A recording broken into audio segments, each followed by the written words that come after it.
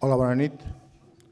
Soc Ramon Alcoberro, el ponent de Filosofia de l'Ateneu Barcelonès, i avui tenim amb nosaltres, i és un goig per l'Ateneu Barcelonès tenir-lo aquí, el professor Jorge Richman. Jorge Richman és un poeta, és un traductor, és un assagista, és un filòsof, és un ecologista, és un home polític, autor d'una extensa obra poètica, es defineix a vegades com a poeta de la consciència i, a més, és una persona segurament, diguéssim, capdavantera en l'àmbit del que anomenem ètiques aplicades, sobretot en temes com la defensa dels animals, en temes com el problema del medi ambient i les decisions morals, la crisi de civilització. Tots aquests temes han estat part de la seva recerca professional com a professor titular de la Universitat Autònoma de Madrid. Ell és llicenciat en matemàtiques i això és interessant perquè té aquest doble joc d'home de ciències i home de lletres que és importantíssim en el món de les ètiques aplicades. Les ètiques aplicades comencen segurament amb un personatge que es deia Francis Potter. Potter parlava de fer un pont, a bridge to future, un pont entre les humanitats i la tecnologia, perquè només el pont entre les humanitats i la tecnologia podia salvar l'humanisme. Ell té aquesta doble característica, llicenciat en matemàtiques per la Universitat Complutense l'any 86, va estudiar filosofia a la UNED, va estudiar literatura alemanya a la Universitat Humboldt de Berlín Oriental, és doctor en ciències polítiques per la Universitat Autònoma, amb una tesi sobre el Partit Verd. Des de 1990 fins al 2008 va estar en el Departament de Sociologia i Metodologia de les Ciències Socials aquí a Barcelona. Des del 95 va ser professor titular de Filosofia Moral. Després ha estat a la Universitat Complutense de Madrid i des del 2009 està al Departament de Filosofia com a titular de Filosofia Moral. Bé, a part ha treballat també en la revista Mientras Tanto. Del 96 al 2008 va formar part del Departament Confederal de Medi Ambient de Comissions Obreres. Milita a Ecologistes en Acció, a Izquierda Anticapitalista i és membre també de la Societat Espanyola d'Agricultura Ecològica. Per tant, té aquest perfil triple, diguéssim, d'home de lletres, d'home de ciències i de militant, un perfil, diguéssim, dissortadament no gaire habitual. La seva reflexió sobre la crisi de civilització està molt tocada per l'obra de dos marxistes catalans de Barcelona que coneixeu prou bé, Manuel Sacristán i Paco Fernández Güell. Aquesta gent que ha intentat pensar un marxisme humanista, un marxisme vinculat realment a allò que el Paco Fernández Güell en deia los de abajo, que em sembla que és una expressió molt més interessant que no pas classe obrera. Em sembla que los de abajo vol dir coses molt més serioses que no pas classe obrera, em sembla. Almenys a mi em sembla un concepte molt més respectable. Per tant, segur que avui tenim una conferència, diguéssim, de nivell. Us dono només els dos últims títols dels llibres de Richman, un llibre de l'any 2012 que es diu El socialismo solo puede llegar en bicicleta, que em sembla que només el títol ja és molt interessant, i el 2013 ha publicat un llibre que es diu Fracasar mejor, que em sembla que ja demostra una certa ironia, un cert socratisme en el personatge realment important. Bé, només voldria acabar amb una referència. Avui, dia 27 de gener, és per als de la filosofia un doble centenari. Avui fa 200 anys que va morir Fichte, el filòsof alemany que va dir que entre el jo i el no jo no hi havia cap intermedi. Aquesta és la teoria oficial del feixisme. Tots els feixistes opinen exactament el mateix. Tots els feixistes opinen que el món es divideix entre jo i no jo, entre amics i enemics, entre bons i dolents. I em sembla que és un dia que cal recordar, sobretot perquè Fichte era un gran patriota, Fichte era un gran alemany, però Fichte era també un personatge que ens va fer molt mal. El personatge que ens va fer pensar que en el món hi havia només dues possibilitats, el jo i el no jo. Això és perillosíssim. En una societat seriosa hi ha d'haver el nosaltres, en el que el jo i el no jo quedin subsumits. I també avui, 27 de gener, és un dia especialment important pels que estimem la filosofia, encara per una altra raó. Avui és l'aniversari del dia en què es va alliberar Auschwitz per part de les tropes soviètiques. avui és el Dia Internacional per recordar les víctimes de l'Holocaust. I em sembla que el Dia de l'Holocaust, el Dia de la Memòria de les Víctimes de l'Holocaust, que nosaltres celebrarem demà passat amb una pel·lícula i el mes de febrer també amb un altre acte, és un dia que en la gent de la filosofia ens ha de fer pensar molt. No? Segurament no és el dia més filosòfic, hi ha un Dia Internacional de la Filosofia, però a mi em sembla que el Dia de l'Holocaust és el dia més important pels filòsofs perquè ens fa pensar en la responsabilitat moral que tenim tots plegats. I d'Holocaust, evidentment, n'hi ha molts. I, en certa manera, aquesta conferència és també una conferència que parla sobre això. Si la raó ens pot alliberar de la misèria, si la raó ens pot alliberar sobretot de la misèria moral, de la manca de reconeixement. Aquesta és una qüestió fonamental. Aquesta és segurament la qüestió essencial del pensament si volem que el segle XXI sigui un segle de pau i si volem que el segle XXI tingui una possibilitat de sortir-se'n davant de la crisi ecològica i de la crisi del medi ambient. Nosaltres avui en dia necessitem una cosa que es diu responsabilitat. I precisament, si hem convidat el professor Richman, si l'hem fet venir de la Universitat de Madrid, és precisament per insistir molt en aquesta qüestió.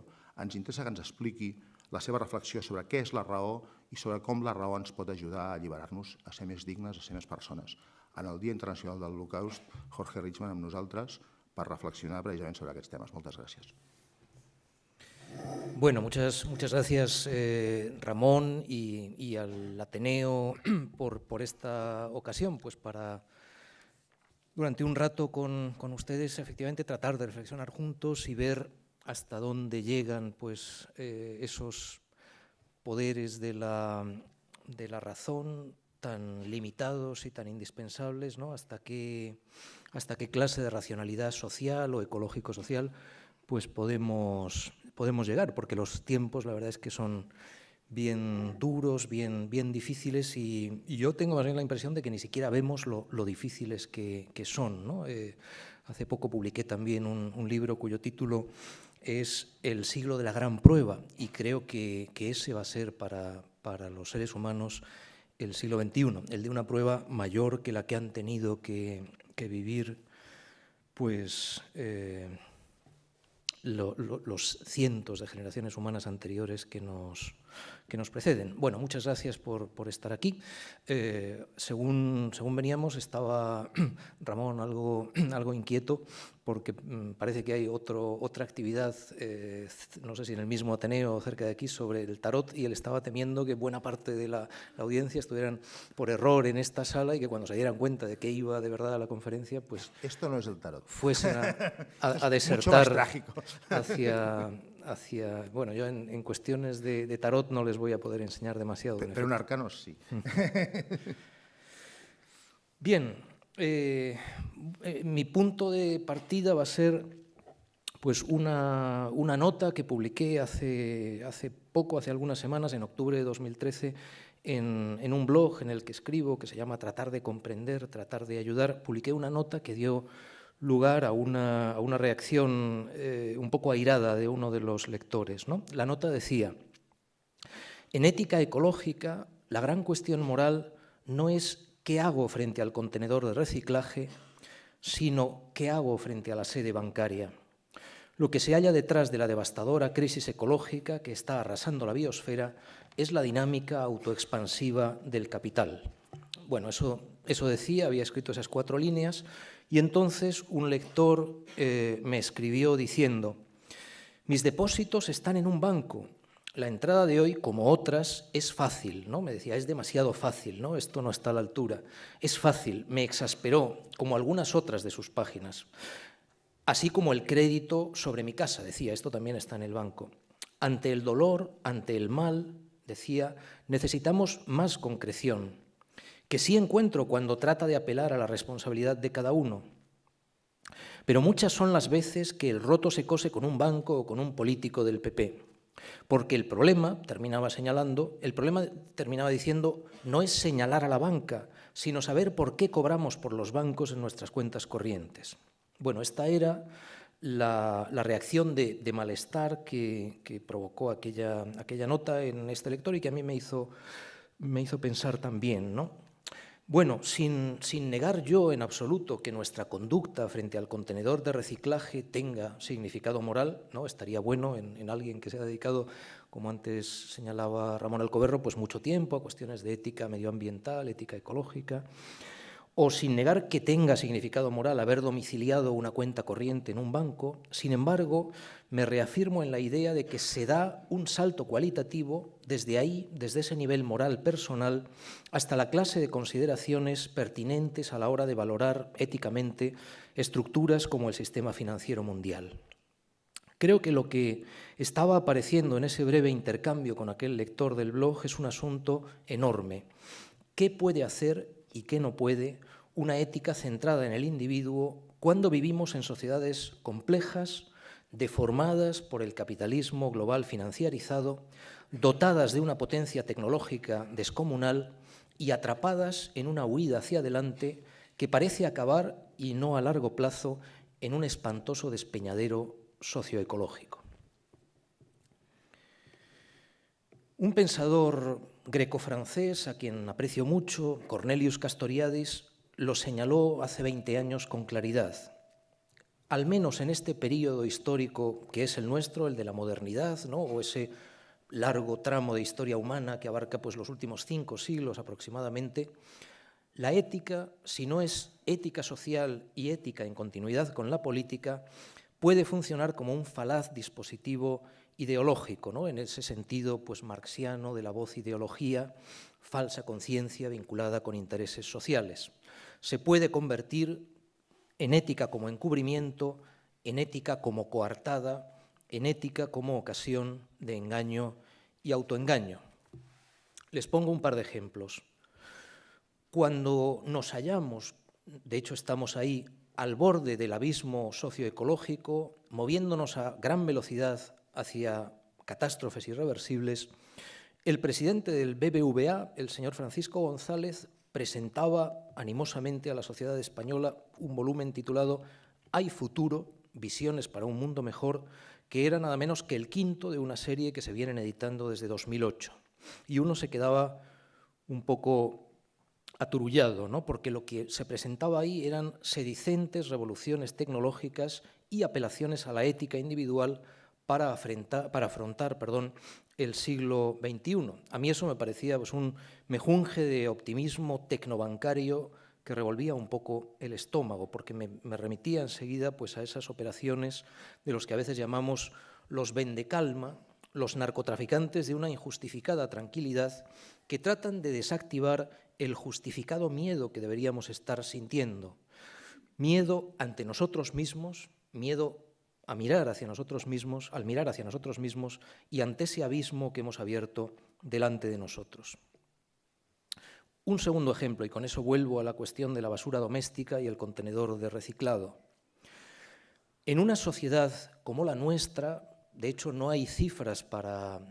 es uno de los muchos datos importantes pues, que no conocemos para la sociedad española, pero en fin, los hay para países que tienen una estructura similar a la nuestra.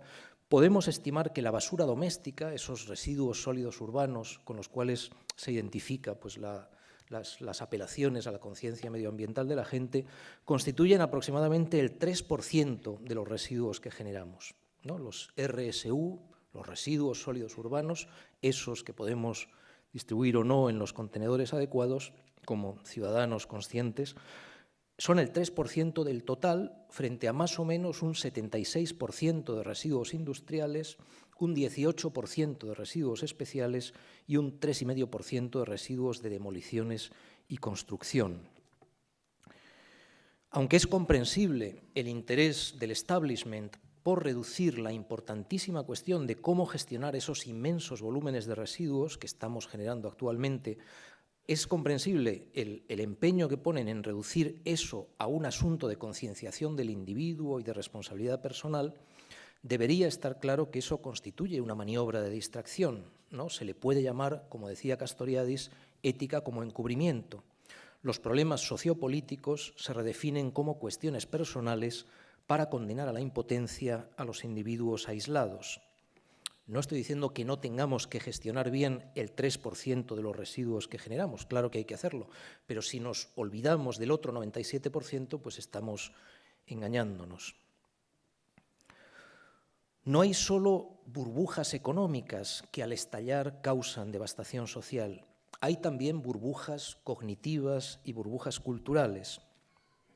En los últimos decenios, la ética privatizada se halla en conexión con la más general retirada a la esfera privada, con la deserción de la política en sentido fuerte y con la ideología del anómico individualismo narcisista que vemos florecer por todas partes.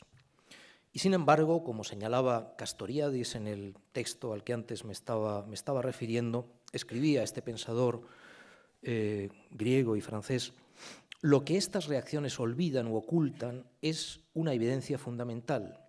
Todos nuestros actos tienen su condición de posibilidad efectiva, tanto por lo que se refiere a su materialidad como a su significación, en el hecho de que somos seres sociales que viven en un mundo social. No somos individuos flotando libremente sobre la sociedad y la historia, ni podemos decidir soberana y absolutamente lo que haremos, cómo lo haremos o el sentido que tendrán nuestros actos una vez realizados. Como suele decir lapidariamente otro filósofo que me gusta, el británico Terry Eagleton, tú puedes olvidarte del sistema, pero puedes estar seguro de que el sistema no va a olvidarse de ti. Y por otra parte, después de estos 5 siglos de edad moderna que han presenciado la expansión colonizadora del capitalismo a todos y cada uno de los rincones del globo, de forma tanto extensiva como intensiva, podemos estar seguros también de lo siguiente: no hay refugio donde no alcancen los efectos de la loca dinámica de valorización del capital. Ninguna ética individual va a ofrecer tal clase de refugio por más ilusiones que nos hagamos al respecto.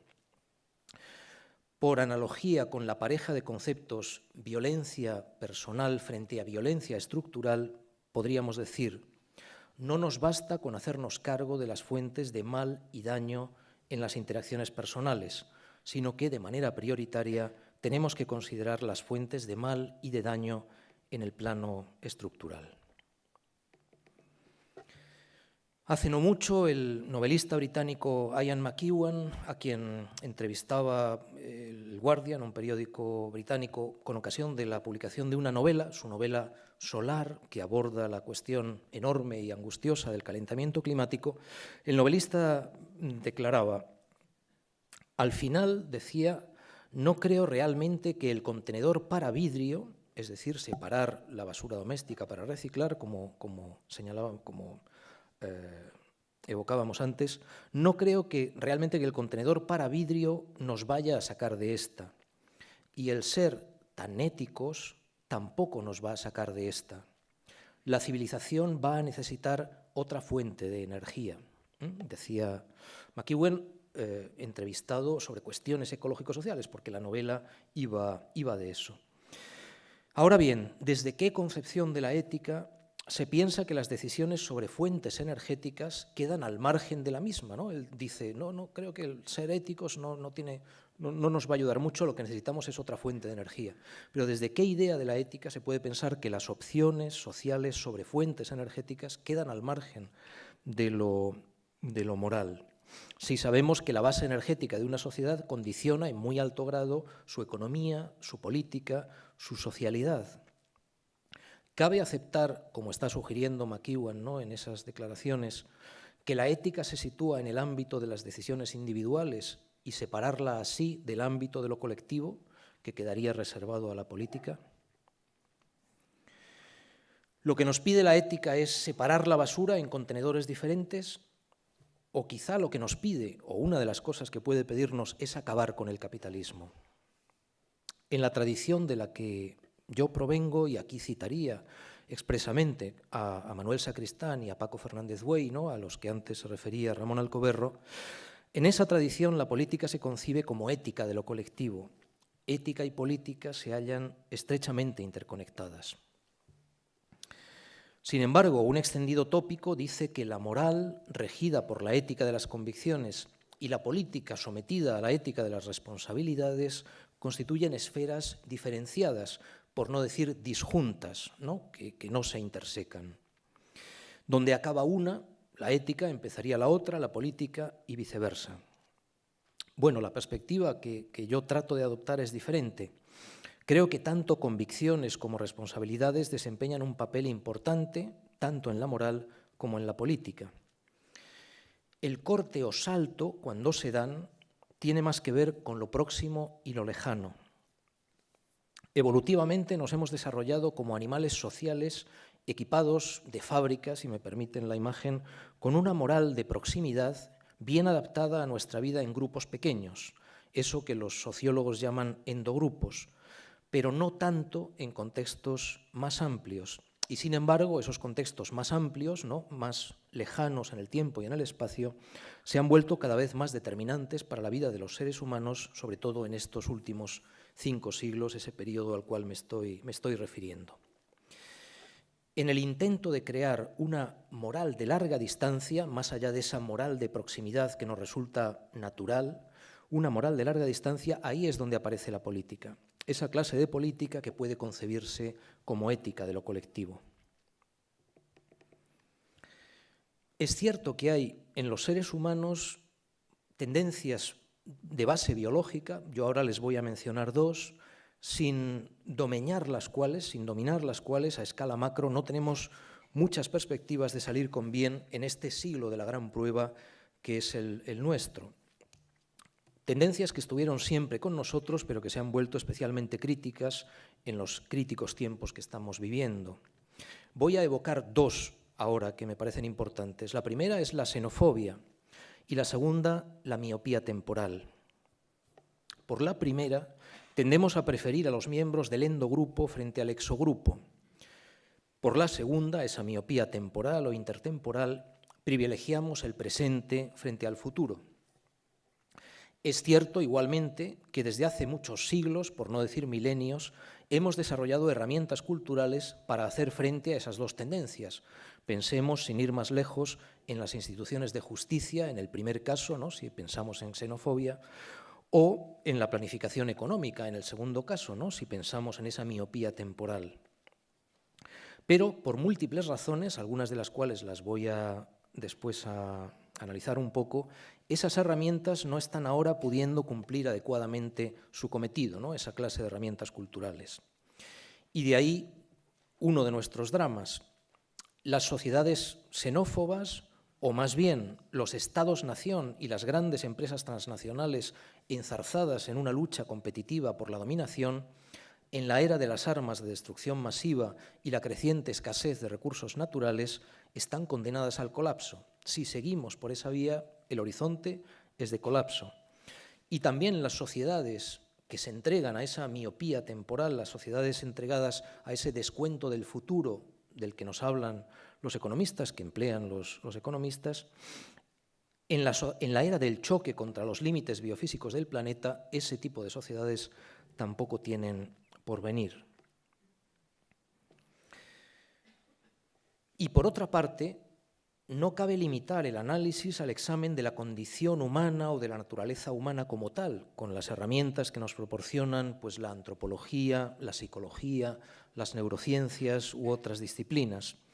Porque, y ahí está pues, ese posible hiato, ¿no?, al que me refería antes, en el salto de lo micro a lo macro, de lo cercano a lo lejano, de lo individual a lo social, se da un cambio cualitativo. Es verdad que como individuos padecemos ese sesgo cognitivo que hemos llamado miopía temporal, ¿no?, ese preferir el pájaro en mano que el ciento volando que ya recogen pues, nuestros refranes. Pero lo que hoy está determinando el colapso de la duración temporal que se produce, ¿no?, en una suerte de presente instantáneo que tiende a dominar pues, la cultura nuestra y que es un desarrollo suicida, no es tanto esa tendencia, aunque pueda apoyarse, ¿no?, en esa tendencia humana, en ese rasgo antropológico, sino de forma mucho más decisiva toda una serie de efectos socioeconómicos y culturales como los que induce sobre la cultura entera la peculiar concepción temporal del capitalismo financiarizado. Contaba James Tobin, el famoso economista, un premio Nobel de Economía, que fue quien propuso en su momento la idea de la tasa Tobin o el impuesto Tobin. James Tobin cuenta que un banquero en cierta ocasión le dijo: mi más largo plazo, amigo, son 10 minutos. El tiempo, el largo plazo para los banqueros son 10 minutos a lo más. Bueno, hoy el tiempo de las redes de telecomunicaciones y los mercados financieros, donde la información circula a velocidades inimaginables, tiende a imponerse a las diferentes sociedades con sus temporalidades que hasta hace poco eran tan diversas. Y esa clase de efectos estructurales, ¿no?, el largo plazo de 10 minutos del tiempo de lo financiero, resulta hoy infinitamente más potente que la miopía temporal individual, aunque sin duda haya realimentaciones entre una cosa y la otra, ¿no?, entre lo micro y lo macro.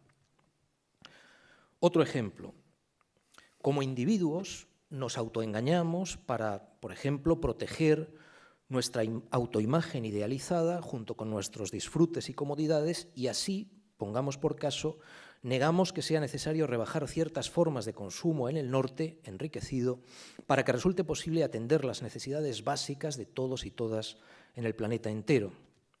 Como individuos podemos pensar de esa manera.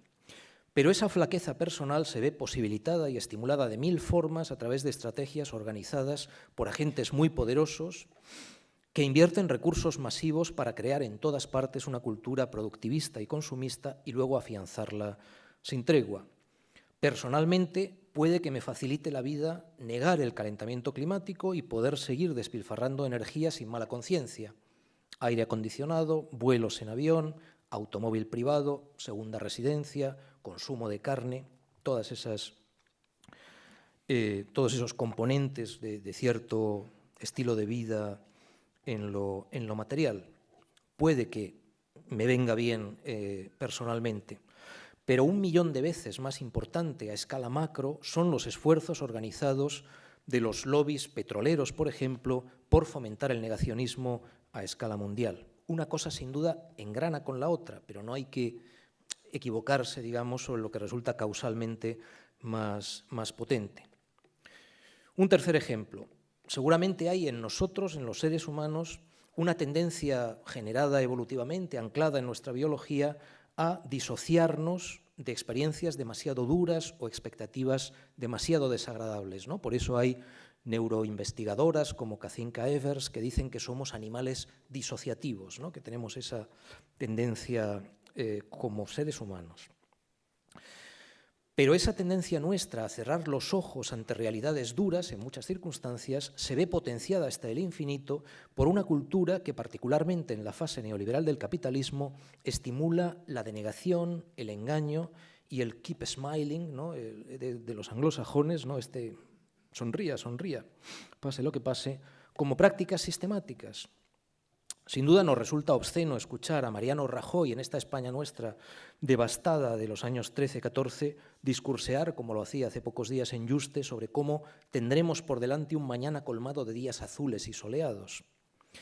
Pero eso resulta casi anecdótico frente a la ocultación sistemática de la realidad en lo que se supone que son los grandes centros de eso que llaman gobernanza mundial, como por ejemplo el Banco Mundial. En una entrevista de 2012 con una revista austríaca, Format, el profesor Dennis Meadows, uno de los científicos autores del primero de los informes al Club de Roma, Los límites del crecimiento, en 1972, que ya es mayor pero sigue en activo y lúcido, en una entrevista decía Meadows, hace poco el director se encontró con el director del Banco Mundial para la industria de la aviación planetaria, ¿no?, el responsable en el Banco Mundial nada menos de el conjunto de la aviación del mundo. Bueno, este hombre, dice, me explicó que el problema del peak oil, el cenit o el pico del petróleo, no se discute en su institución, sencillamente es tabú. Si a alguien se le ocurre mencionarlo, lo despiden o lo trasladan. Después de todo, el peak oil destruye la creencia en el crecimiento. O sea, en esas alturas, en una institución como el Banco Mundial, que se supone que tiene pues toda la información suficiente para poder hacer juicios adecuados sobre cómo la economía mundial, que habría que considerar, claro, pues en su relación con los recursos naturales, funciona y puede funcionar algo tan básico, algo, digámoslo, si hubiera que identificar un factor sencillo, digamos, que el factor simple que más va a condicionar la vida de la gente en las sociedades industriales a lo largo de todo el siglo XXI, es el cénit del petróleo y los demás recursos naturales básicos. Bueno, pues de eso, esa realidad dura está prohibido mirarla por imperativo institucional en un lugar como el Banco Mundial. Está claro que eso, digamos, seguro que se retroalimenta con nuestra tendencia personal a esquivar las realidades demasiado duras, pero el efecto es de otro orden de magnitud, ¿no? Y podríamos seguir con esta clase de ejemplos, ¿no? Posiblemente hay en nosotros tendencias de base genética que alimentan rasgos como los que acabo de mencionar, la miopía temporal, la xenofobia, esa tendencia a disociarnos de las experiencias demasiado duras. Pero, no lo olvidemos nunca, lo humano está sobredeterminado por la cultura. Al fin y al cabo, no hay imperativo biológico más potente que el de reproducirse con éxito, y ya saben ustedes que hemos inventado los anticonceptivos. Necesitamos construir lo humano en lo personal y en lo colectivo. Las emociones humanas, las prácticas humanas, las virtudes humanas, las instituciones humanas. Una tarea de autoconstrucción individual y colectivamente. Otra autora contemporánea, Silvia Nassar, una buena divulgadora sobre economía, decía hace poco también en una entrevista: es difícil imaginar un escenario en el que la gente vuelva al socialismo. Incluso si la gente dejara de preocuparse por sus posesiones, cosa muy improbable, se preocuparía por sus experiencias o por la capacidad de vivirlas. El ser humano tiene una ambición ilimitada, decía textualmente en una entrevista Silvia Nassar. Bueno, aquí se podrían destacar dos asuntos, ¿no? Una cuestión histórica y otra cuestión antropológica. No, tengo agua. En cuanto a la primera, el asunto histórico, un momento antes, Silvia Nassar había descartado en esa misma entrevista, decía, hechos inconcebibles como una guerra nuclear que pudieran volver a poner sobre el tapete la cuestión del sistema, socialismo frente a capitalismo. Pero, y ahí pues les pregunto, ¿no es precisamente la probabilidad de que hechos inconcebibles, entre comillas, la expresión que ella emplea, vinculados con la crisis ecológico-social, crisis energética, crisis climática, crisis de diversidad biológica, nos conduzcan a un colapso civilizatorio o a la antesala de ese desastre? ¿No es eso lo que lleva a mucha gente a girar la mirada hacia un ecosocialismo concebido como regulación racional del metabolismo entre naturaleza y sociedad?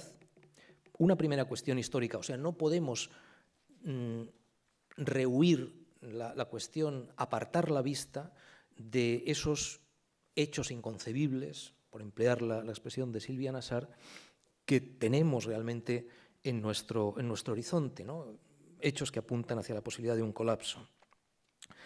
La segunda cuestión sería antropológica, ¿no? Acaba esas líneas que les citaba diciendo la ambición del ser humano es ilimitada, ¿no? Otra razón como para no poder hablar de ecosocialismo. Bueno, el viejo Aristóteles asentiría, ¿no? En las primeras páginas de su Política, Aristóteles dice efectivamente el apetito humano de riqueza y honores puede ser ilimitado, pero, añade a continuación, y toda la cultura griega pues haría lo mismo, si no es encauzado por buenas costumbres, por leyes justas, por una paideía bien orientada. En efecto, sin la construcción normativa e institucional, sin la ética que se prolonga en política, es difícil pensar en hallar salidas para el callejón sin salidas donde nos encontramos. Casi todas las culturas han sabido que necesitamos aprender a desear bien, cultivar la psique humana, esa psique desfondada por el lenguaje, la cultura, la imaginación radical que decía Castoriadis, la pulsión de muerte, dirán también algunos, el mismo Castoriadis y Freud. Esa psique necesita ser cultivada para evitar el abismo de los deseos ilimitados e insaciables. Todas las culturas, casi todas las culturas del mundo han sabido eso, y sin embargo parece que la cultura occidental mayoritaria no lo sabe. Y sin ese trabajo de autoconstrucción personal y colectiva, por difícil que hoy nos resulte imaginarlo, viviendo como vivimos en un planeta finito, provisto de recursos naturales limitados, sin eso la civilización industrial, o si quieren incluso la civilización a secas, está condenada. Seguir con el business as usual, eso que llaman los anglosajones business as usual, seguir haciendo las cosas tal y como las hacemos ahora, nos condena a un mundo maltusiano y hobbesiano antes de que acabe este nuestro siglo de la gran prueba. No se puede hablar de crisis ecológica sin hablar de capitalismo. La fuerza motriz que está impulsando la artificialización de la tierra y la mercantilización de todos los bienes naturales es la acumulación de capital. Sin ponerla en entredicho, todo nuestro discurso sobre sostenibilidad es chacharagüera, sosteniblabla, empleando un término que se ha sugerido hace no mucho. Tanto la política democrática como los movimientos universalistas que han tratado de avanzar hacia una moral, de generalizar una moral de la compasión, como los que encontramos en los grandes reformadores ético-religiosos, ¿no? En Lao Tzu, en Buda, en Jesús de Nazaret. Tanto la política democrática como este tipo de movimientos religioso-morales, ético-religiosos, responden al intento de dar respuestas humanamente apropiadas cuando saltamos desde los endogrupos, los grupos cercanos y los contextos cercanos en el tiempo y en el espacio, a eso que Antonio Gramsci llamaba el mundo grande y terrible, cuando damos ese salto de escala.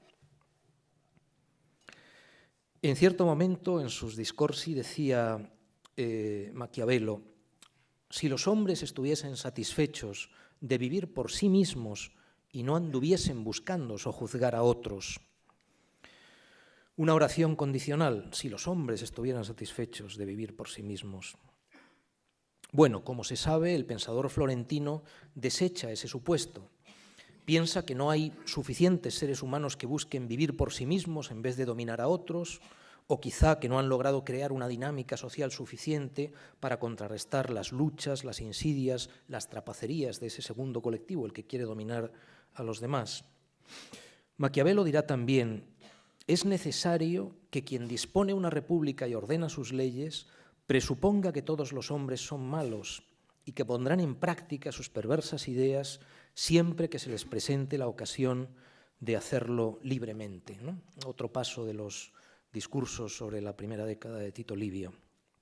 Bueno, a eso en el siglo XX lo llamarán los estrategas análisis del caso peor, y se considerará un principio fundamental del pensamiento estratégico en un mundo donde estados-nación básicamente amorales, algunos de ellos con vocación de imperio, buscan prevalecer en una lucha competitiva de todos contra todos. Ese es el mundo del siglo XX y el mundo donde todavía estamos.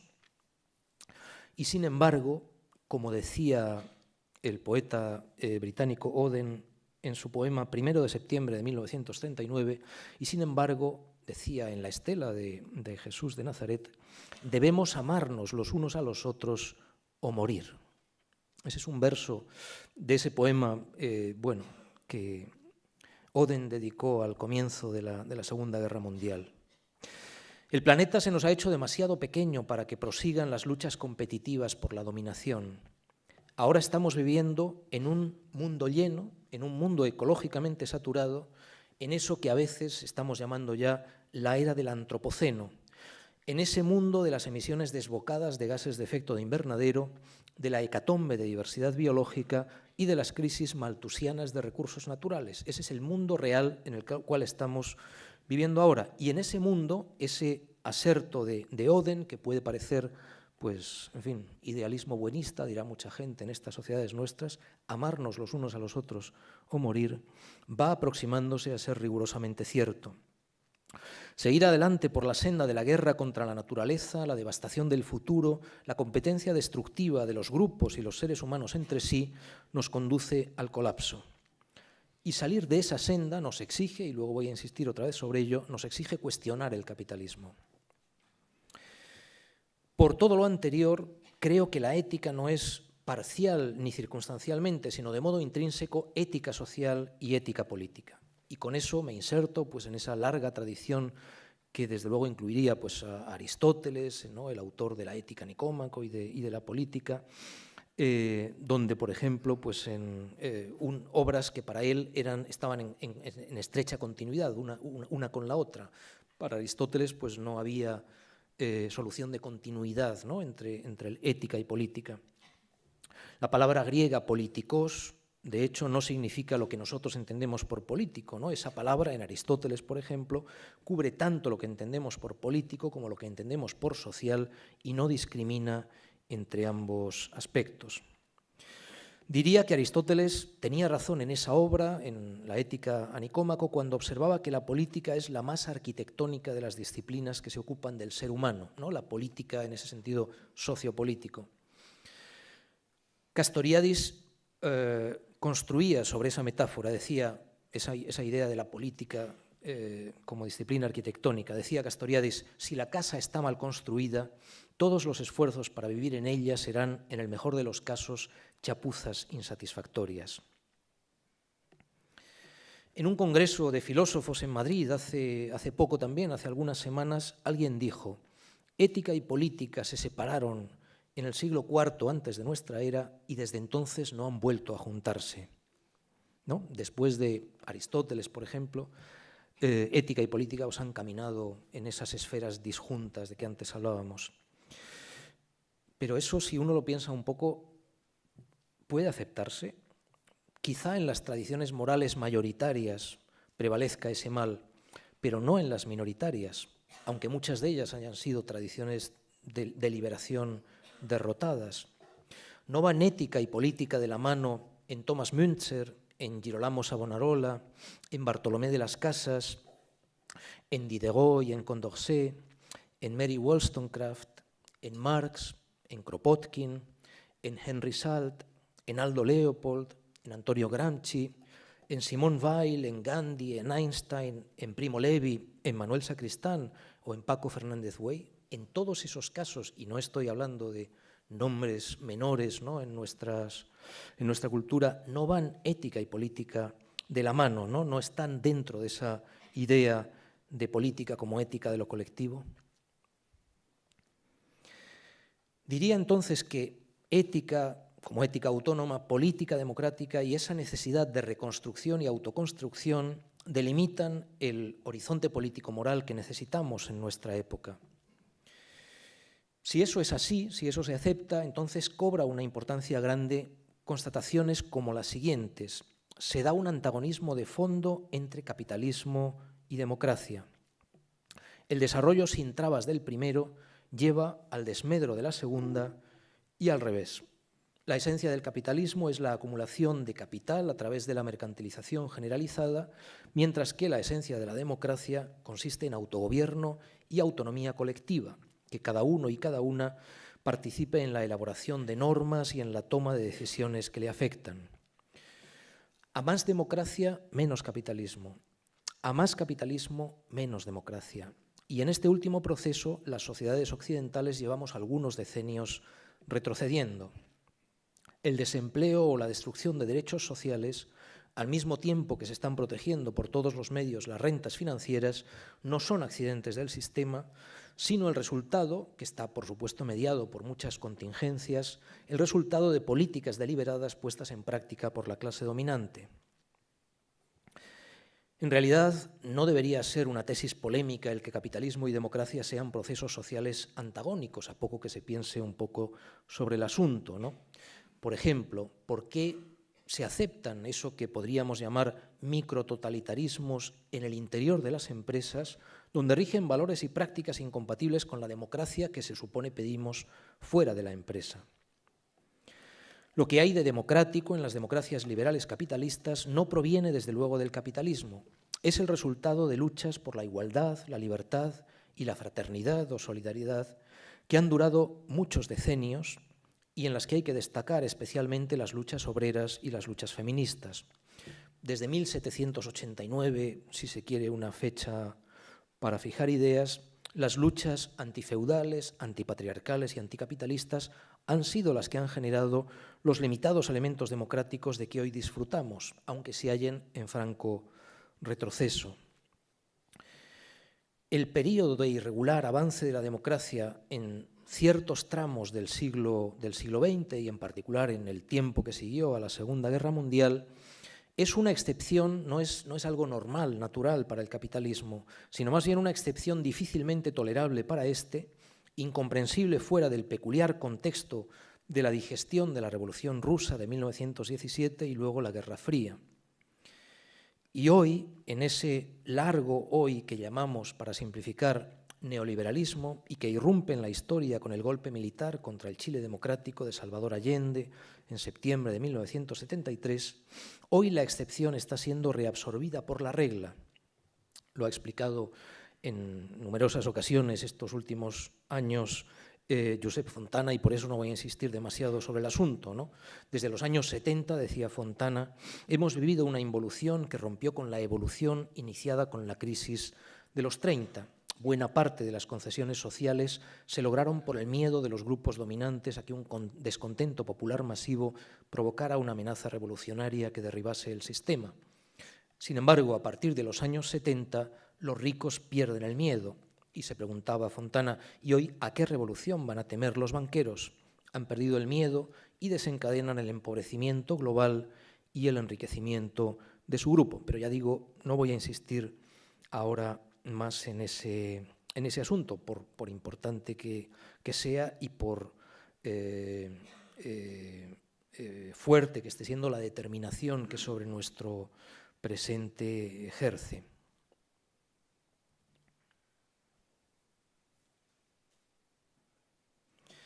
El capitalismo se caracteriza por su dinámica autoexpansiva de acumulación de capital, mercantilización generalizada, privatización de los bienes comunes, destrucción de los vínculos sociales, alienación, desigualdades crecientes y devastación ecológica.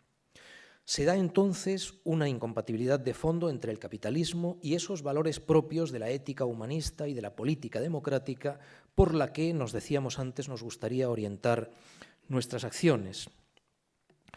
La ideología dominante nos repite machaconamente que vivir no es otra cosa que vender y comprar mercancías, incluyendo nuestras propias capacidades humanas mercantilizadas, ¿no? Y así lo tenemos pues, en esa colección de ideologemas que hoy ya nos regurgita por todas partes en torno al emprendedor y sus emprendimientos. Ese es el mensaje que recibimos hasta la extenuación, y es falso. Apenas cabe imaginar un ejemplo más importante de la perversión de medios en fines. Lo que se inició como un procedimiento, nos decían, como unas herramientas útiles para producir bienes apropiados para la vida, tiende a convertirse en todo el sentido de la vida. Si Jean-Paul Sartre en algún momento pudo decir que el marxismo era el horizonte irrebasable de nuestro tiempo, hoy dudar de que la compraventa de mercancías sea el horizonte irrebasable de nuestro tiempo se convierte en una especie de crimen de alta traición. Estamos viviendo tiempos muy difíciles, ¿no? Antes recordaba Ramón Alcoberro pues ese aniversario terrible, ¿no? de Auschwitz que estamos también conmemorando hoy. Pensemos en los últimos años del decenio de los 30 en el siglo XX, por ejemplo en 1938 en Múnich. Las democracias occidentales, paralizadas por cobardía y cegadas por pensamiento desiderativo, capitulan ante el totalitarismo hitleriano y enfilan el último tramo del camino que hará inevitables las catástrofes de la Segunda Guerra Mundial, la Shoah y no solamente el holocausto judío, también, por ejemplo, el porraimos, ¿no? el holocausto gitano. Hoy los gobiernos de esos estados que siguen llamándose a sí mismos democracias capitulan cada día ante las potencias tiránicas de la economía capitalista, especialmente los poderes financieros. La salida en falso de la crisis económica que comenzó en 2007, sin que se hayan apenas atenuado los aspectos más destructivos de un capitalismo depredador y biocida, es una especie de Múnich cuyas ominosas consecuencias se prolongarán a lo largo del siglo XXI. Hoy el papel del régimen hitleriano lo desempeñan las compañías petroleras y otras grandes empresas globalizadas. Los daños que causarán en el siglo XXI pueden superar con creces lo que pudo destruir el totalitarismo nacionalsocialista en el siglo XX. Hemos puesto en marcha la mayor maquinaria de producción de bienes y servicios que nunca conoció la humanidad y, en ese sentido, somos más ricos que nunca y, sin embargo, nunca históricamente se dieron en el seno de la especie humana los niveles de desigualdad que hoy existen. En segundo lugar, ni siquiera toda esa riqueza repartida con justicia bastaría para saciar los deseos de consumo generados por el sistema dominante. Y en tercer lugar, esa maquinaria de producción y consumo es destructiva, ecológicamente insostenible y su funcionamiento expansivo está destruyendo la biosfera. El capitalismo no es solo incompatible con la democracia, lo es también con la sustentabilidad ecológica. Desde los años 70 del siglo XX, el capitalismo está en crisis, pero no una cualquiera.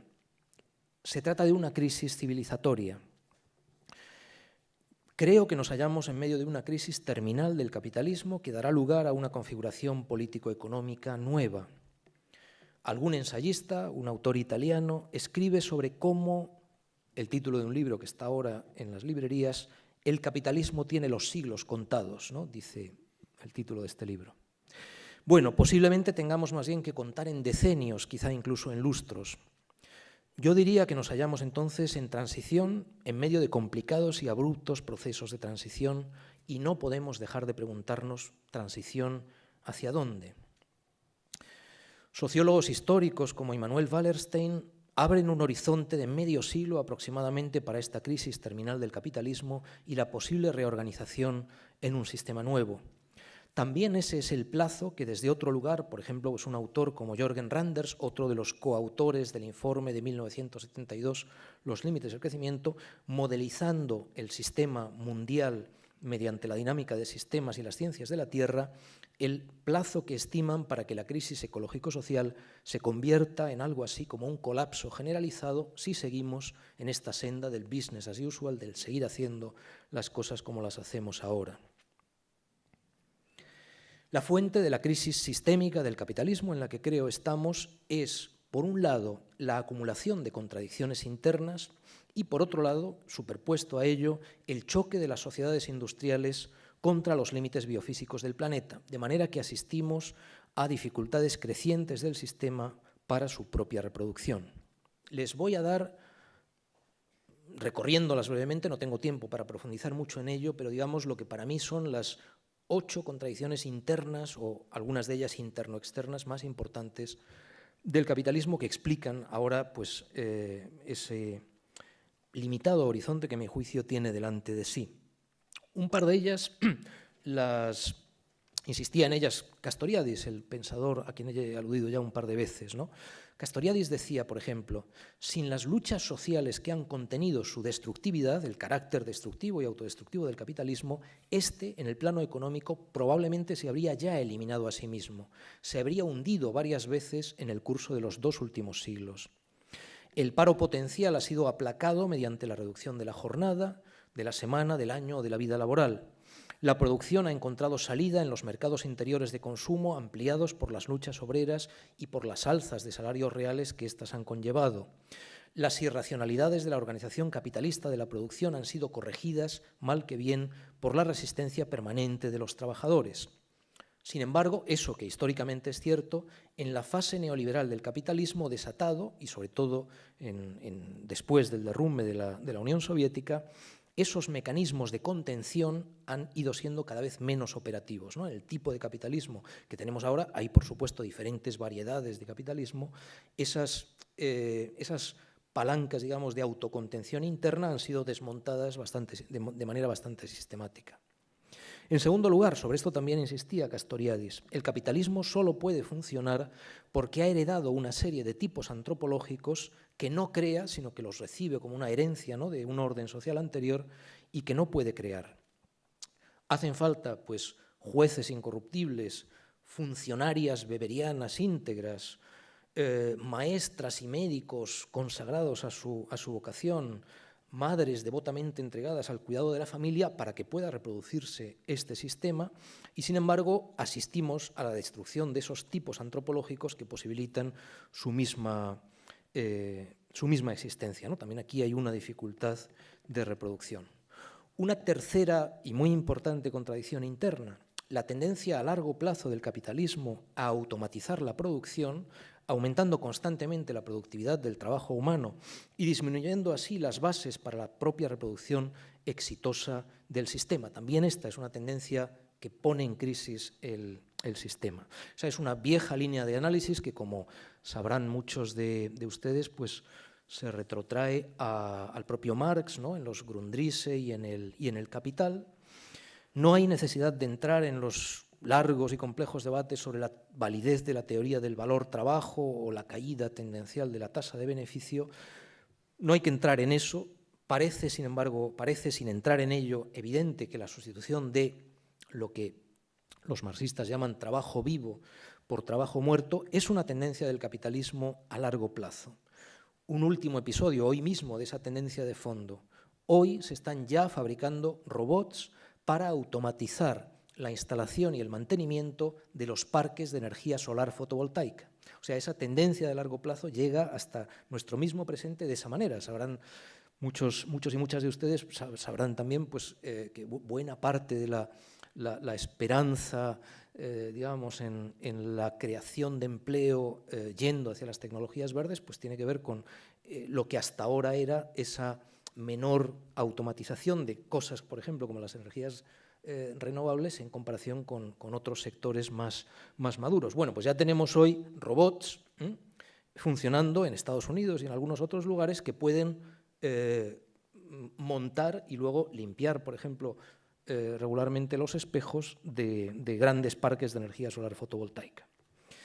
Pero cuando el trabajo vivo pierde peso constantemente en la producción de bienes a favor de un gigantesco aparato productivo que no es más que trabajo muerto combinado con recursos naturales y que funciona de manera cada vez más automatizada, al mismo tiempo que se mantienen los menguantes salarios menguantes y cada vez más precarizados como puerta de acceso a los bienes materiales y a los bienes y servicios en general, incluyendo ciertos niveles de protección social, es evidente que en esa dinámica las contradicciones se agudizan. En el límite tendríamos una producción totalmente automatizada que generaría pantagruélicas cantidades de bienes para los que no existiría demanda solvente. No hay manera de que ese sistema imaginario se reproduzca. En cuarto lugar, llevamos tres importantes tendencias en esa destructividad interna. En las economías maduras constatamos una tendencia de fondo que modifica la demanda social, eso se aprecia en las economías europeas, por ejemplo, en los últimos 60 años, una tendencia de fondo que modifica la demanda social y la desvía de los bienes manufacturados del tipo del automóvil o los electrodomésticos a los que están asociados importantes ganancias de productividad del trabajo, que son las que dinamizan los beneficios capitalistas, hacia una demanda de servicios a menudo colectivos, como la sanidad o la educación, poco susceptible de ser satisfecha por mercancías comparables al automóvil o a la lavadora. Bueno, esa brecha creciente que se da en economías industriales maduras, digamos, como las europeas, por ejemplo, los países más industrializados, también esa brecha creciente constituye un elemento de crisis sistémica del capitalismo.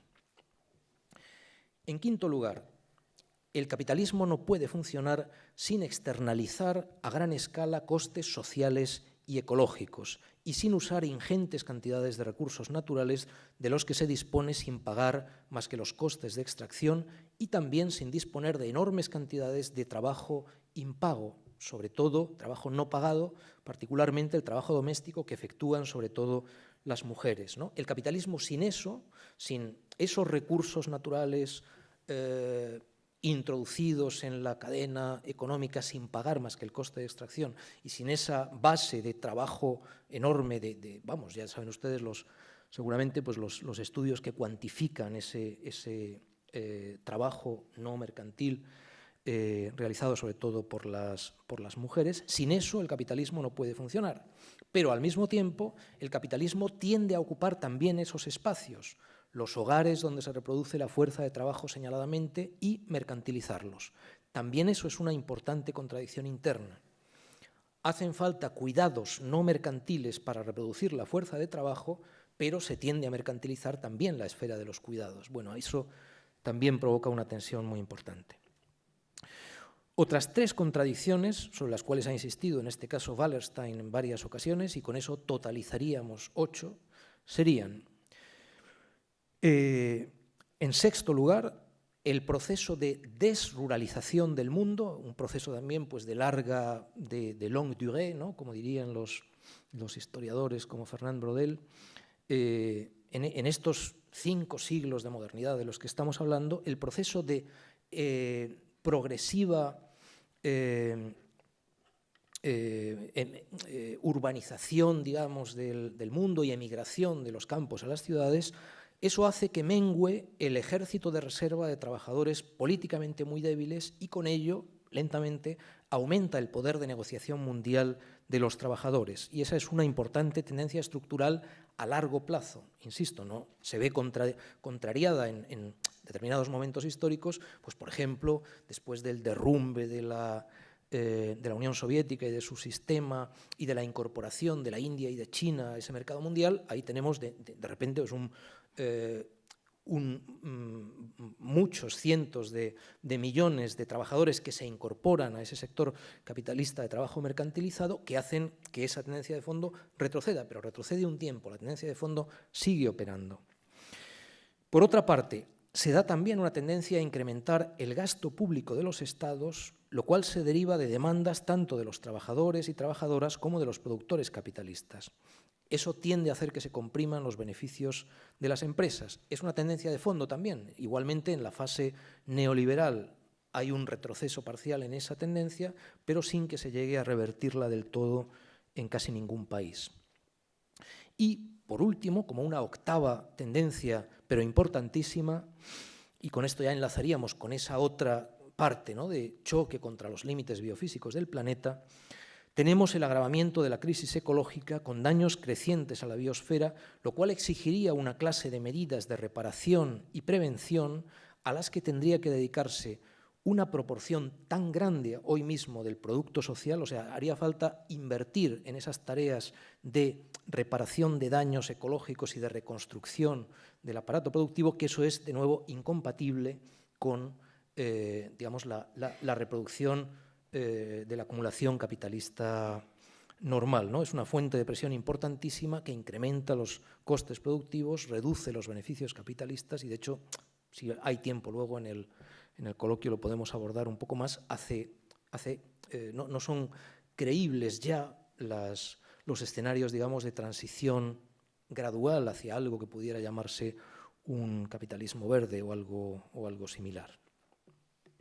Por tanto, a través de varias vías, las he descrito brevemente, las contradicciones intrínsecas del modo de producción capitalista van minando tanto su legitimidad como su mera reproducibilidad, y eso en términos tanto biofísicos como económico-sociales. Robert Owen, uno de los pensadores sociales importantes del siglo XIX, decía en 1837 que el capital crea una desigualdad tal como nunca se había presentado en la historia de la humanidad. Ese proceso se puso lentamente en marcha hace 5 siglos, ¿no?, en los comienzos del capitalismo comercial, para acelerarse sobre todo hace 2 siglos, ¿no?, con el capitalismo industrial, y hoy sigue avanzando. Piensen ustedes, por ejemplo, en cómo, es un estudio publicado hace pocos meses, la gran mayoría de las emisiones históricas de dióxido de carbono ha sido causada por solo 90 grandes unidades, empresas en sentido amplio, incluyendo también grandes empresas públicas, sectores públicos de algunos estados petroleros, solo 90 unidades de trabajo y de negocio, entre ellas transnacionales tan conocidas como Exxon, Chevron o BP. En el sector de los combustibles fósiles y la producción de cemento, solo 90 de esos conglomerados han producido la inmensa mayoría de las emisiones históricas de dióxido de carbono que hoy están llevando el clima del planeta fuera de sus equilibrios, ¿no? Decía el autor principal de ese estudio que se podría meter en un solo autobús a los dirigentes de esas 90 unidades.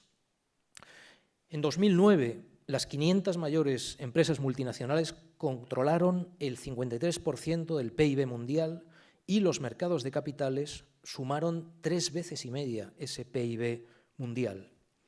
Esa clase de concentración de poder no ha existido nunca antes en la historia de la humanidad. El capitalismo, además de crear esa desigualdad inimaginable a la que se refería Owen en 1837, crea una devastación ecológica de la que igualmente cabe decir que es la mayor que nunca ha conocido la humanidad. Hace pocas semanas, en Zaragoza, en casa de unos amigos, la mujer que limpiaba allí, en esa casa donde me hospedé, una mujer aragonesa de cultura bastante elemental, me preguntó a bocajarro: ¿tú crees que se puede salvar la tierra o no? Esa es una pregunta que estamos encontrando incluso en capas sociales privadas del acceso a la mayor parte de los bienes de cultura en una sociedad como la nuestra. Pero es la misma pregunta que se hacen incluso los think tanks, ¿no?, esos centros de pensamiento repletos de conocimiento, como por ejemplo el World Watch Institute de Washington. Su último informe anual, el informe sobre la situación del mundo de 2013, se llama ¿Es aún posible lograr la sostenibilidad? Se titula con esa interrogación: ¿aún es posible lograr la sostenibilidad? Con el doble efecto de exacerbar la desigualdad social y la destructividad ecológica, el capitalismo elimina las posibilidades de vida buena para las gentes y quizá incluso las de simple supervivencia de nuestra especie.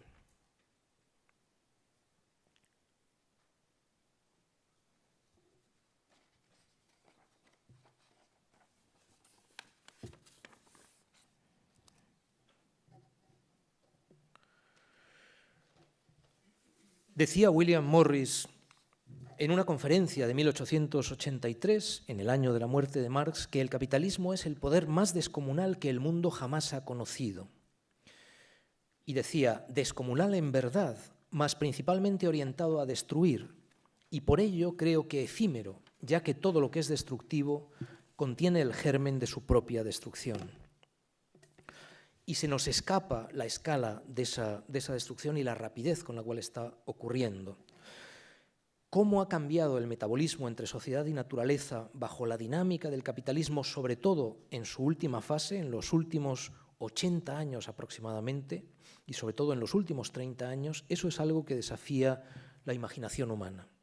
Si, por ejemplo, nos preguntásemos, bueno, ¿desde qué fecha los habitantes actuales de la Tierra hemos emitido la mitad de los gases de efecto de invernadero en tiempos históricos?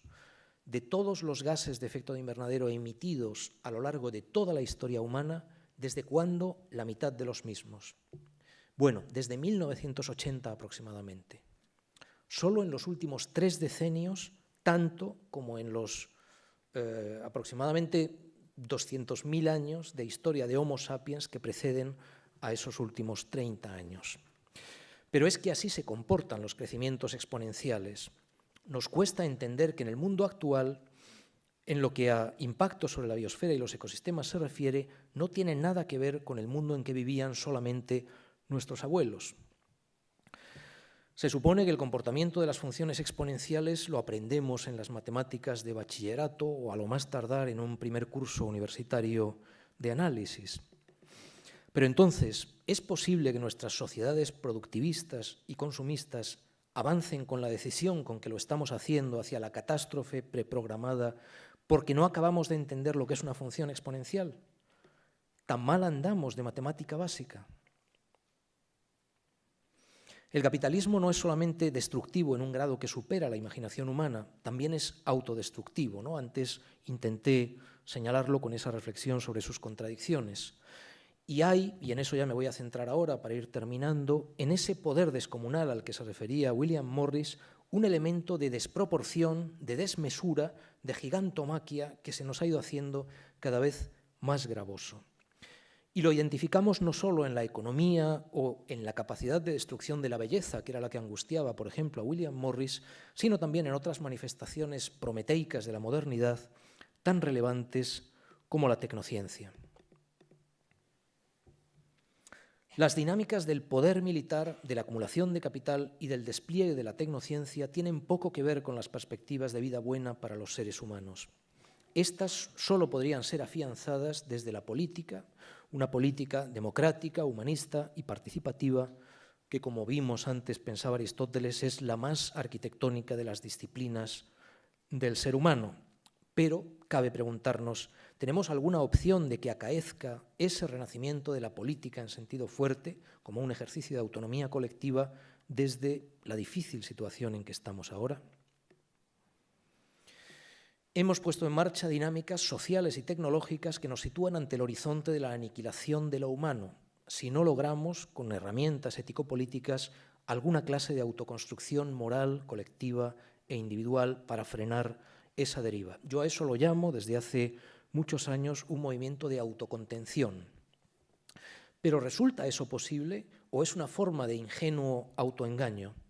Esa clase de herramientas morales, culturales, políticas, no son patéticamente insuficientes para hacer frente a las fuerzas a las que deberían dar forma.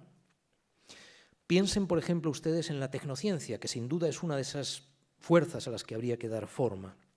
La drástica imagen que se emplea a veces para pensar ese asunto es la de la tecnociencia como un reactor al que se intenta controlar acoplándole unos frágiles frenos para bicicleta, que serían las restricciones ético-políticas, ¿no? Esa es una imagen que empleaba el sociólogo Ulrich Beck hace unos años, ¿no? Decía, en el modelo de las ciencias autonomizadas, la ética desempeña el mismo papel que el de unos frenos de bicicleta acoplados a un avión intercontinental. Esa clase de desproporción se manifiesta en una amplia variedad de procesos puestos en marcha durante los últimos 5 siglos, ¿no? En este periodo de la modernidad. Procesos económicos, demográficos, energéticos, tecnológicos, políticos. César Rendueles, en su reciente ensayo Sociofobia, sugiere, por ejemplo, que el amoralismo o la renuencia a aceptar planteamientos éticos que hallamos en ciertas tradiciones de la izquierda en los 2 últimos siglos tienen que ver con lo desproporcionado de esas desproporciones. En personas revolucionarias, por ejemplo, pues como Olga Benario o como Henry de Luca, decía Rendueles, hallamos vidas de gran altura moral que, sin embargo, fueron vividas como el resultado de fuerzas extrapersonales, como el mero juego, a lo sumo, de algún tejemaneje entre el en sí y el para sí.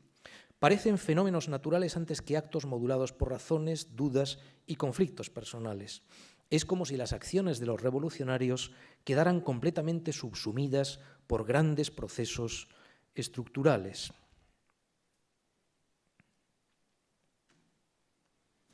¿Qué papel juega la ética?, se pregunta en ese ensayo Rendueles, en esta gigantomaquia que es la lucha de clases. O en esas otras gigantomaquias tenemos que añadir nosotros que son el ecocidio que está causando el capitalismo industrial o el desarrollo descontrolado de la tecnociencia.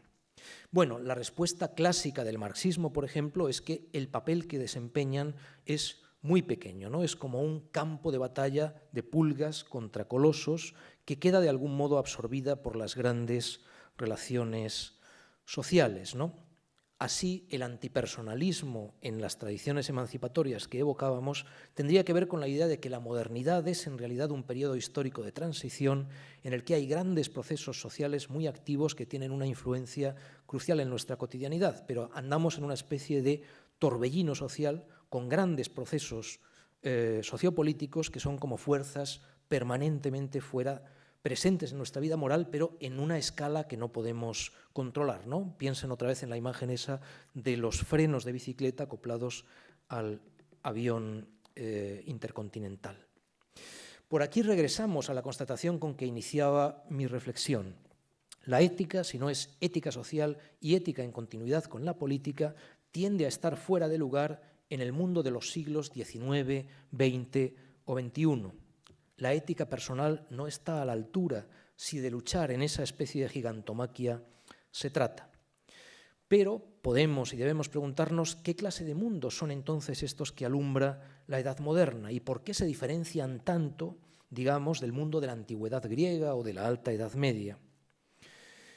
Bueno, una respuesta breve diría que en la modernidad, en estos 5 siglos últimos aproximadamente, han aumentado enormemente no solo la complejidad social y la interconexión de todos los seres humanos, sino sobre todo el poder económico y el poder tecnocientífico. Nuestra capacidad de impacto sobre la biosfera y sobre las condiciones de vida para los seres humanos presentes y futuros no tiene parangón con la que han conocido los seres humanos anteriores, ¿no? Por eso estamos hablando de antropoceno. Bueno, este fue un asunto, una clase de asuntos sobre los cuales insistió, y con muchísima razón, Hans Jonas, por ejemplo, en todo el último tramo de su reflexión. El mismo Jonas hablaba, en aquellos años 70 del siglo XX, de cómo los ataques de nuestro poder tecnológico a la biosfera de la que vivimos son incompatibles con un equilibrio estable, que posiblemente han puesto en marcha procesos que se autoaceleran y escapan a nuestro control. Procesos que se autoaceleran, que se autoamplifican y escapan de nuestro control, ¿no? Nos dice Jonas. Bueno, en términos de teoría de sistemas, el problema de Prometeo o del aprendiz de brujo goetiano es que fallan los bucles de realimentación negativos. El hombre es todo extremos, dice uno de los apotegmas de Baltasar Gracián, que a Paco Fernández Güell le gustaba evocar. El mundo se nos ha ido convirtiendo cada vez más en todo extremos. Y así hay quien acuña el término, nada insensato, de extremistán, un término del ensayista Nicolás Taleb. Nuestra era geológica es el antropoceno y nuestro mundo socioecológico es extremistán. El mundo de ayer era un mundo donde, por lo general, las múltiples interacciones actuaban en múltiples direcciones y sentidos que tendían a contrarrestarse entre sí. En términos sistémicos, muchos bucles de realimentación negativos controlaban a los bucles positivos dentro de sistemas que, por lo general, eran estables a largo plazo. Casi todo en la naturaleza tiene múltiples causas y está sometido a interacciones con otras entidades naturales o artificiales. Solo las máquinas que hacemos los humanos tienen restringidas esas interacciones a unas pocas o a una sola de ellas, y por eso son máquinas que intentan maximizar. Construyendo máquinas, los seres humanos intentamos maximizar y desequilibramos. Sin embargo, en los sistemas naturales, múltiples realimentaciones se cuidan del equilibrio. En la naturaleza no encontramos esas curvas exponenciales que se disparan hacia el infinito, como sí que las encontramos en ese extremistán que es nuestro mundo de hoy. Un mundo con una clase de desproporciones, desniveles y desfases que, por ejemplo, Taleb explora en su libro El cisne negro. No tengo ya tiempo para entrar en el detalle de ese extremistán. Es posible que Taleb tenga razón cuando señala que los seres humanos evolucionamos biológicamente y nos adaptamos a mediocristán, el mundo donde dominan los términos medios, con pocos éxitos o fracasos extremos, donde ninguna observación particular puede afectar significativamente al conglomerado, pero el planeta en estos últimos 5 siglos se ha ido transformando paulatinamente en extremistán, un mundo, por ejemplo, con desigualdades tales que una única observación sí que influye desproporcionadamente en el total, ¿no? El peso de un ser humano, la altura, el consumo de calorías son rasgos de mediocristán, pero la riqueza, por ejemplo, no lo es. Casi todos los asuntos sociales hoy en día son asuntos de extremistán. Decía Taleb, antes de la llegada de la tecnología moderna, las guerras solían pertenecer a mediocristán. Es difícil masacrar a muchas personas y hay que matarlas una a una. Hoy, con las armas de destrucción masiva, todo lo que se necesita es un botón o un pequeño error para hacer que nuestro planeta desaparezca. Extremistán es un mundo de desproporción titánica, desproporciones que crecen a un ritmo que desafía la imaginación humana. Piensen ustedes, por ejemplo, en la desacumulación de los combustibles fósiles. Hicieron falta 200 millones de años para la formación de los depósitos de carbón, petróleo o gas natural, pero solo 200 años para desacumular esos depósitos y transformarlos en dióxido de carbono en la atmósfera o disuelto en el agua de los océanos. Solamente esa desproporción de 1 a 1 millón, 200 millones de años frente a 200 años, nos hace intuir ya lo que significa extremistán, la era del antropoceno, de la economía capitalista o de la tecnociencia. Y nuestro problema entonces, y con eso simplemente pues lo apunto y lo dejo como algo pues para para que se lleven ustedes para pensar a sus casas, más allá de lo que podamos además comentar en el coloquio, en esa tarea de sin conseguir moderar Extremistán, sin transformarlo en algo parecido a lo que podríamos llamar Mesuristán, no tenemos opciones, creo yo, pues de evitar ese horizonte de colapso que es el nuestro. Pero para eso, el llamamiento moral a combatir la hubris, la desmesura individual, no sirve de mucho. Los problemas principales, que nos parecen hoy casi insolubles, no se generan a causa de nuestros defectos de carácter, por más que esa cuestión sea importante y significativa, sino que los causan las defectuosas estructuras dentro de las cuales vivimos. Moderar Extremistán sería hacer algo más controlables las dinámicas humanas básicas, demografía, uso de recursos naturales, tecnología, economía, avanzar en ese ralentizar la huida hacia adelante en que nos encontramos ahora, y las vías para hacerlo pues serían redistribución económica, sustentabilidad ecológica, justicia social o control democrático de la tecnociencia. Con eso estamos hablando de política en sentido fuerte. Decirlo, claro, resulta infinitamente más fácil que hacerlo. Bueno, esa es la reflexión que quería plantearles. Habría un asunto interesante que tratar aquí todavía, ¿no? Que sería ver de qué manera aquello que en los años 70 Manuel Sacristán llamaba, el cociente que él llamaba de dominio social sobre la tecnociencia, y ver de qué manera, en qué medida esa sigue siendo pues una idea hoy todavía útil, valiosa o necesitada quizá de algún matiz en nuestra tarea pues de controlar en la medida en que sea posible Extremistán y ser capaces de dar pasos hacia ese otro mundo que podríamos llamar Mesuristán. Pero bueno, lo dejo con esos hilos sueltos todavía, pendientes de ser trabados en reflexión posterior, pues con eso lo dejo aquí para no alargarnos demasiado. Bueno, gracias.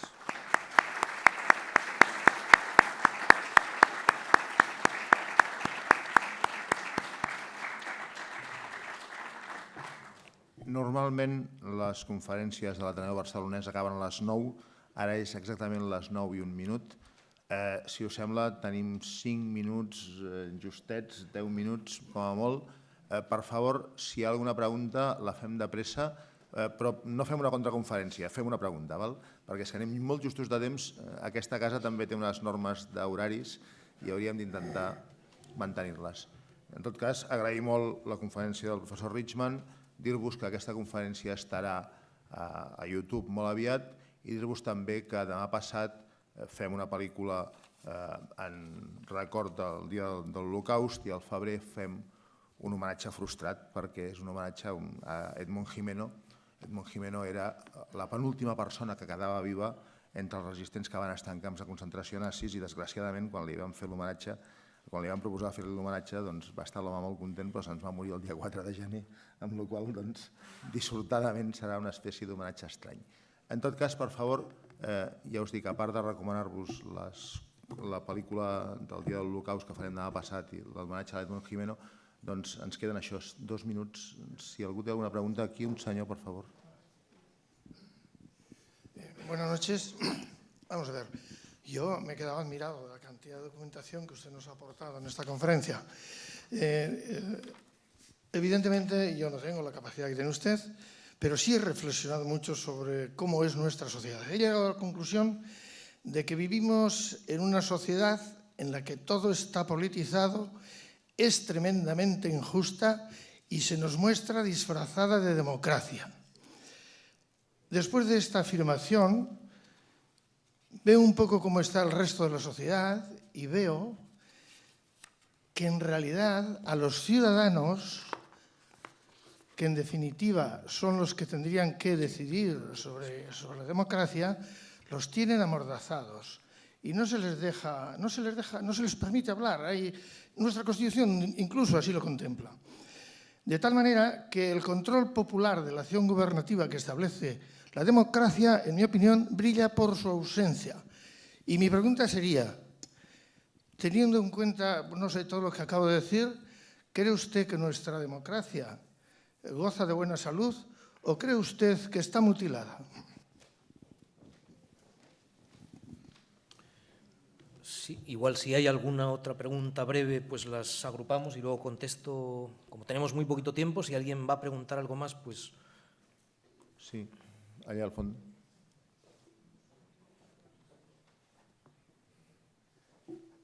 En el tema de las alternativas, que es lo que ha costado más de desarrollar, ha sido más descripción, ¿no? La parte de geoestrategia, que por ejemplo desarrollan mucho los alemanes a largo plazo, en el mundo de los anticapitalistas o de las izquierdas, cuando llegan esos debates, tenemos que después en algún sitio empezar a ese cambio, ¿no? Si empieza puede ser Túnez, puede ser Egipto, puede ser Ucrania, puede ser Cataluña, puede ser cualquier lugar. Entonces, cuando tienes que comprar el gas a Argelia y negociar con los militares corruptos o con los musulmanes corruptos, tienes ahí un problema de análisis que previamente nunca se discute. Le toca al gobierno de turno, a las cúpulas de turno o al comité central de turno, ¿no?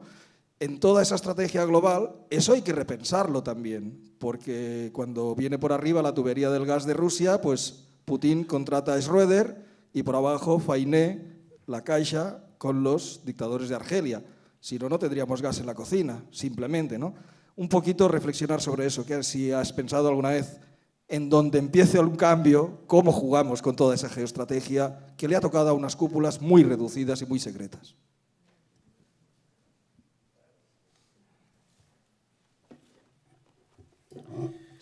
Bueno, pues entonces… Yo tengo una pregunta después. Claro, claro. Yo tengo una pregunta después. Es decir, mi pregunta es un poco bestia, pero es así de clara. Es decir, yo pienso que el capitalismo industrial ha sido sustituido, y esto es muy claro, tampoco es que lo piense yo especialmente, por el capitalismo financiero. Pero el problema es que el capitalismo financiero, por definición, no es nacional, es transnacional siempre.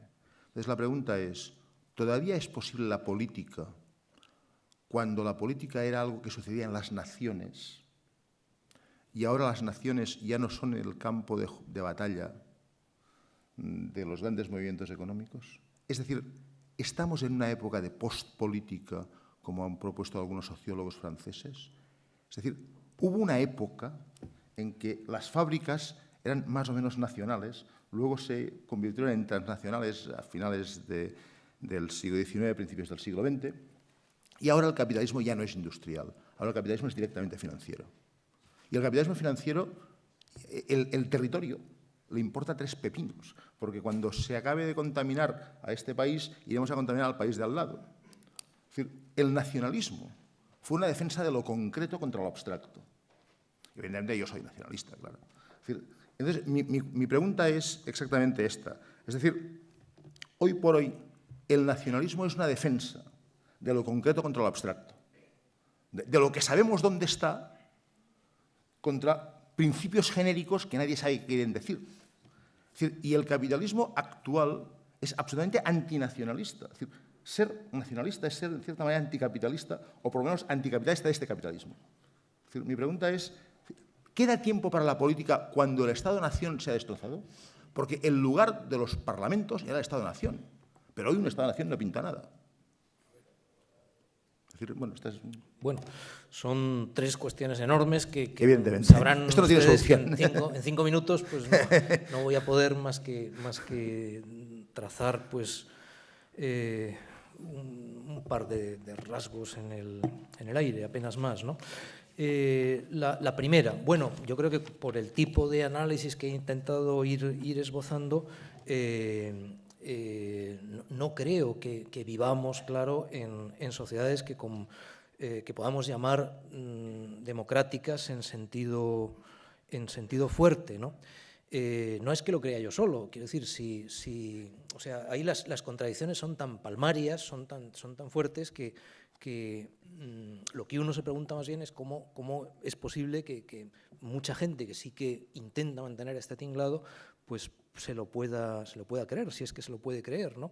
Por ejemplo, decimos que vivimos en democracias parlamentarias representativas, pero si fuéramos a preguntar a quien se supone que es pues el padre teórico de esa construcción, hay varios, pero bueno, si hubiera que identificar solo uno, pues nos iríamos a John Locke, y si preguntáramos a Locke, bueno, ¿en qué consiste la representación?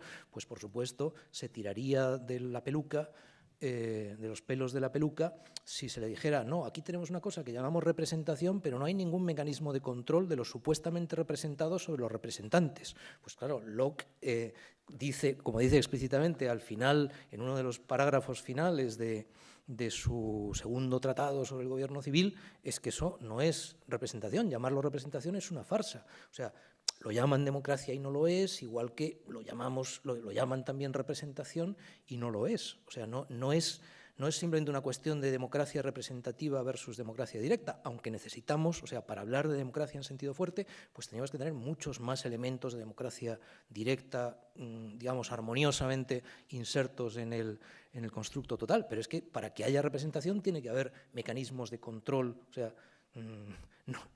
Bueno, en ese sentido, pues claro que hemos ido, o sea, no deberíamos hablar de democracia en abstracto, sino más bien de procesos de democratización o de desdemocratización, y nosotros llevamos el mundo en su conjunto, y luego, pues en fin, podríamos variar el juicio, claro, pues según dónde mirásemos, en unos países y en otros, pues llevamos decenios en los cuales la democracia la limitada democracia que teníamos ha ido retrocediendo paso a paso, y en algunos casos muchos pasos a la vez, como ha sucedido en estos años desde 2007 hasta ahora, ¿no? La segunda pregunta se refería a la importancia de esos elementos geoestratégicos. Hay una versión de la geoestrategia que necesitamos imperiosamente. Eso lo han dicho también algunos autores alemanes hace ya bastante tiempo, ¿no? que dicen necesitamos geopolítica como Erdpolitik, como una política de la Tierra, o sea, como una política de Gea o de Gaia, además de esa otra geoestrategia, digamos, que desde hace un par de siglos pues venimos llamando de esa manera. Pero sí, claro que hay que pensar en este mundo pues cada vez más interdependiente y ecodependiente que es el nuestro, donde suministros básicos para las economías que tenemos funcionando tal y como lo hacen ahora pueden venir de regiones alejadísimas y con problemas crecientes. O sea, no hay que insistir en ello, no hay que hablar, no debemos hablar solo de cenit del petróleo o fijarnos solo en el petróleo, el gas natural, los hidrocarburos fósiles, por importante que sea esa cuestión. O sea, tenemos tan cerca como en 2018-2020, según las estimaciones que podemos hacer ahora, el cenit de los recursos energéticos no renovables. Está a 5, 8, da igual, 10 años de nosotros. No estamos hablando de un horizonte en algún momento del siglo XXII, para nada, no es esa la situación. Y no solo eso, o sea, recursos tan básicos como los minerales de fosfatos, sin los cuales no podemos producir los abonos de síntesis, los fertilizantes de síntesis que estamos empleando en la agricultura industrial que practicamos, el cenit de los fosfatos, del mineral de fosfatos, que es insustituible por ningún otro material, ¿no? Hay sustituciones posibles pues, entre unos metales y otros, por ejemplo, los fosfatos no. Eso lo tenemos tan cerca como 2030. O sea, estamos en ese mundo, insisto, que es objetivamente, va a ser el siglo XXI, pues un mundo maltusiano, y el gran reto es ser capaces de reconducir la conflictividad creciente que viene en múltiples planos hacia formas de convivencia. Y eso tiene que incluir, claro, debe incluir pues, una geopolítica y una política de la Tierra, una política de Gea bien distinta de la que lo he apuntado en algún momento de la conferencia, ¿no? Seguir con esos esquemas de lucha competitiva de unos estados-nación que ya no son tampoco lo que eran, por otro lado, contra otros, no tiene sentido en el mundo XXI, en el mundo del siglo XXI, ¿no?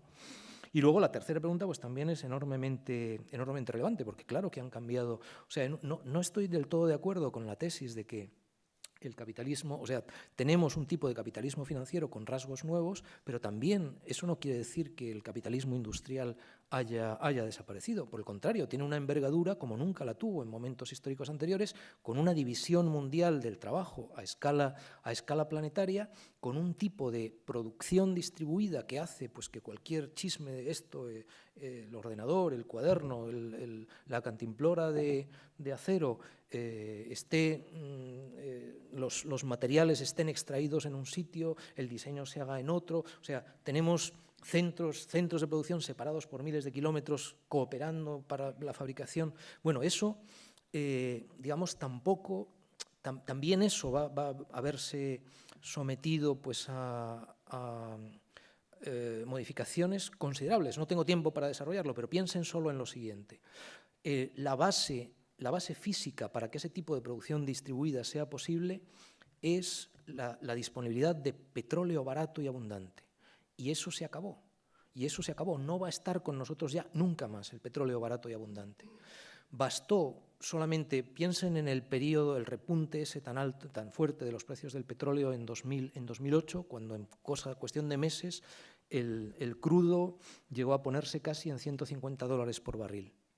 El precio de transportar un contenedor de mercancías desde un puerto chino hasta un puerto europeo o un puerto estadounidense, con $150 el barril, se multiplicó por 3. Se multiplicó por 3 en cuestión de meses. Eso hace inviable, luego bajó el precio, pero no bajó tanto. Ahora estamos ya pues, en el entorno ese de los $110 y nunca más va a ser barato y abundante. Con lo cual, esa clase, o sea, no es solamente que debamos desear desglobalizar en buena medida, sino que esa desglobalización se va a producir bellis nollis, o de una manera u otra, más ordenada, menos ordenada, con más cooperación o con conflictos y agresiones. Pero entonces, en ese sentido, el horizonte, y es verdad que hay esa, o sea, la emergencia de una élite político-económica desterritorializada y crecientemente irresponsable es uno de los problemas grandes, enormes de nuestra época. Entonces, frente a eso hay que avanzar a la vez, yo diría, reterritorializando y democratizando. Es que sin eso, pues, vamos hacia situaciones espantosas. Bé, hem aconseguit que només estiguéssim un quart d'hora més del que tocava. Moltes gràcies, quedeu convocats per les properes sessions i em sembla que el que hem vist avui doncs, dona molt per pensar, així que continuem pensant. Moltes gràcies.